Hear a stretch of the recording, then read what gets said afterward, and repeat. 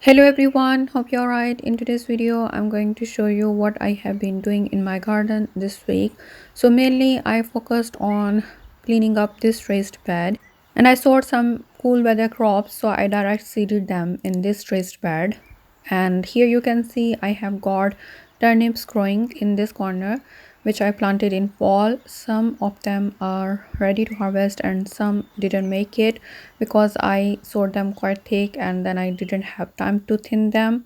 I have got strawberry plants on the side of the raised bed and I interplanted radish plants, but they could not produce as the weather turned too cold for them to produce, so they are just going to seed now. So I'm going to remove most of them.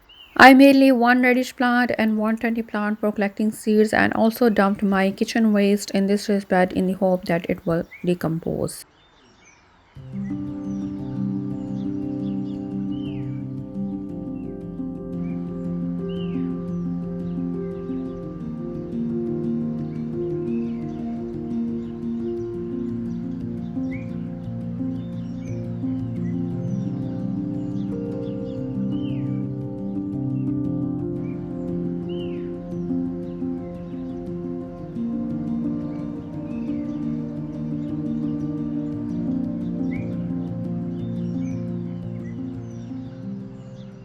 So I pruned all my strawberry plants to remove the dead leaves, and here I had left this turnip plant to collect the seeds, and on the other corner of the raised bed I left a radish plant to collect the seeds. I just like to grow radish and turnips because they grow really well. We don't eat most of them, so even if we get a little bit of them, I'm happy with it. Strawberry plants are looking good. These are ever-bearing strawberry plants which I divided a year ago into 10 or 11 plants, and I have got this video on my channel. If you are interested, I will link it in the description box. There are some pansy plants which are self-sown, so I may transplant them in a container. And here's some garlic growing. I may have missed one garlic head last year and it is started to grow again, so I will leave it and let it grow and do its own thing. There are also a couple of strawberry plants here and there which were like self-sown because of runners. So I'm going to remove them from there and I would plant them near the side of the raised bed. So I keep my strawberry plants near the side of the raised bed.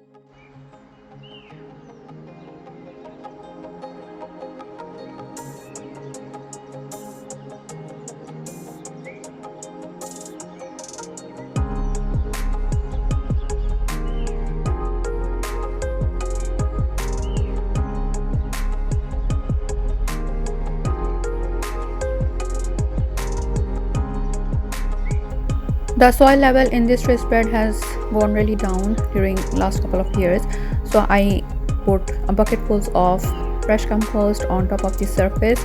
I left my kitchen waste there to decompose.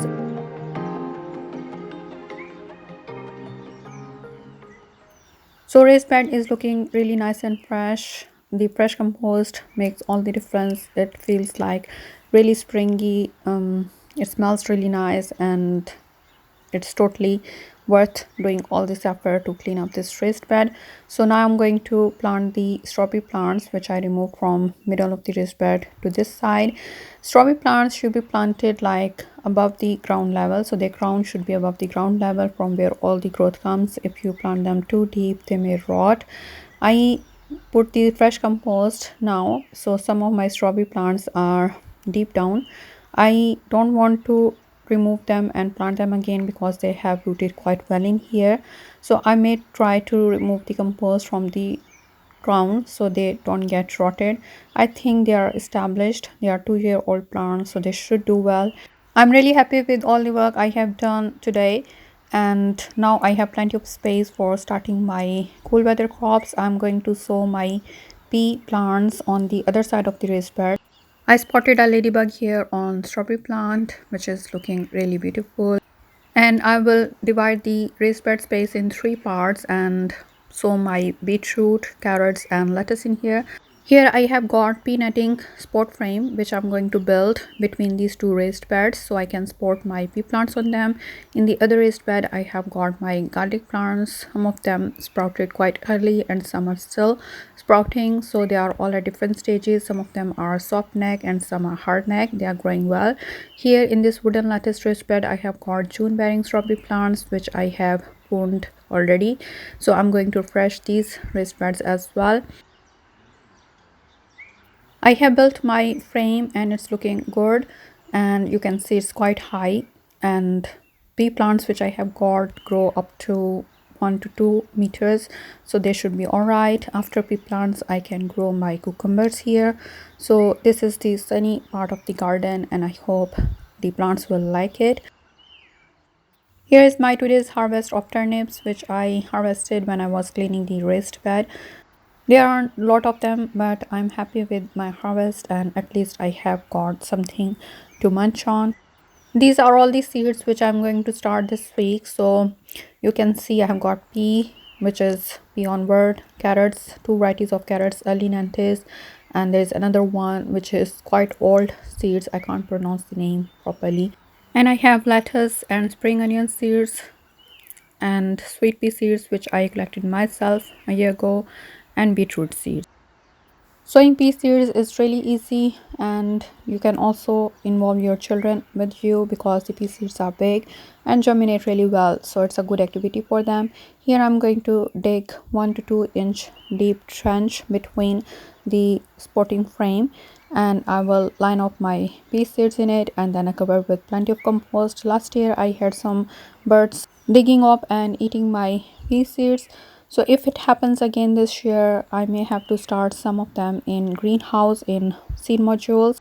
However, the preferred way to sow the pea seeds is to direct sow them because that's why their roots get established quite fast. If you sow them in modules and transplant them later, you may disrupt their roots. While I was digging up my trench, some of the kitchen waste got exposed. That's okay.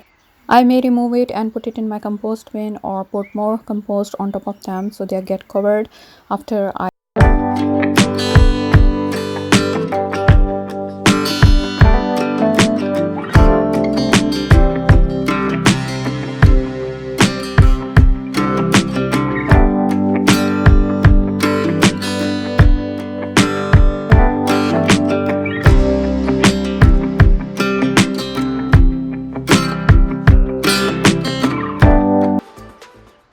So I have got pea seeds on one side of the raised bed and the strawberry plants on the other side of the raised bed.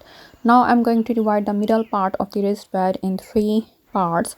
So I will sow lettuce in one part, beetroot in the other part, and one of the carrots in the third part. And I would leave early nantes for later on when I get container empty, so I will sow them in my container. So these seeds are small, so you just sprinkle them on the surface and lightly cover them with thin layer of compost and press them so they have good contact with the compost or soil.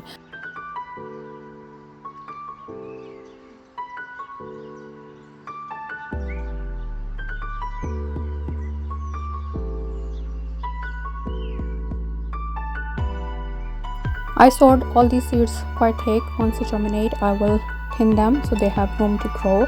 Some people like to start them in seed modules, but my preferred way is to direct sow them. Here I have got this cabbage plant growing in this raised bed which didn't make it, so it's going to go bolting now. I will let it go bolting so I can collect some seeds. And here I have got cauliflower plants which have started in fall in my greenhouse. They are ready to be transplanted, so I'm going to plant them in this grow bag.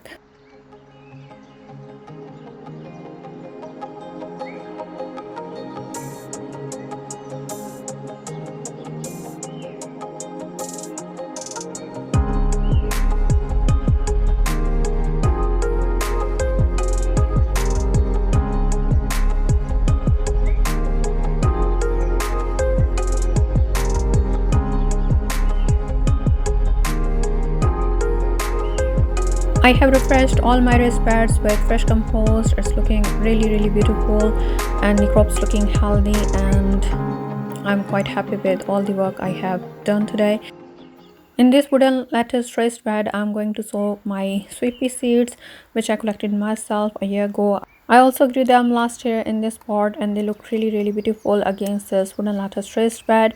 And these are also good for interplanting with other vegetable and fruiting crops because pea plants have nitrogen fixing nodules on their roots, which fix nitrogen in the soil, which is required by other plants.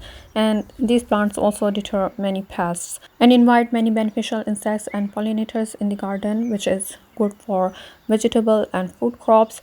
Also, you can cut them for cut flower arrangements. They look really beautiful and smell heavenly. So all benefits of growing them, and I'm going to plant them in the same way I planted my pea seeds. I dug a trench 1 to 2 inches deep and line up my pea seeds in there and then cover them with plenty of compost. These sweet pea seeds are toxic to consume. You should not consume any part of the seed or plant. If you have pets or young children, you may need to be cautious because all plant parts and the seeds are toxic, so you need to be careful there. Here in this big container, I have got my apricot tree in the middle and I have plenty of room around it to sow my spring onion seeds. So this way of interplanting vegetables with flowers and fruiting trees is quite beneficial for your garden. It helps with like pollinators and it deters many pests and you can have maximum usage of your space, which is premium these days. The gardens in urban areas are expensive and there is not much space and we want to grow all kind of food, so this is a good way of interplanting the crops together so you can have maximum harvest. Here in this big container, I have got my blueberry bush, which is all budded up, ready to burst into blossom. And I have got these pansy plants underneath it, which are self-sown and they are quite thick. So I'm going to take some of them out, transplant them in individual cups and I thin them so they can grow better. Transplanting is very easy. Just dig out some of the plants. You can transplant them individually in separate cups, but it takes like forever because there are thousands of plants here or maybe hundreds.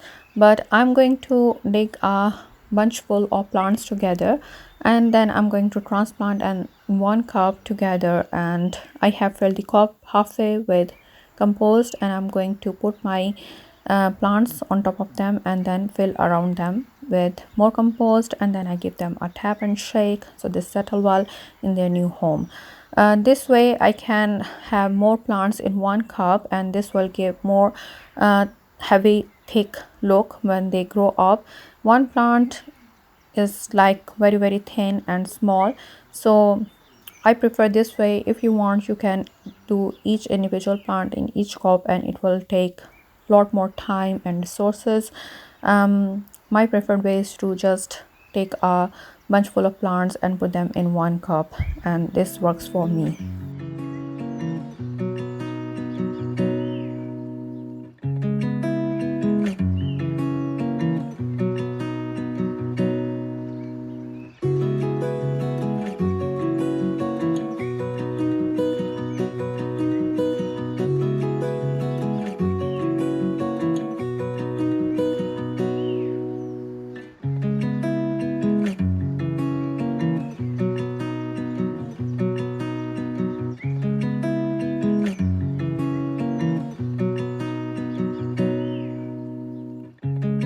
After transplanting into individual cups, I also planted my hanging baskets with these pansy plants. So I hope you enjoyed watching this video where you saw me doing all these chores around the garden. I hope you got some information for you and you are also busy in your garden. Please subscribe to my channel and press the bell icon for regular updates. Thank you very much for watching today. See you next time. Bye.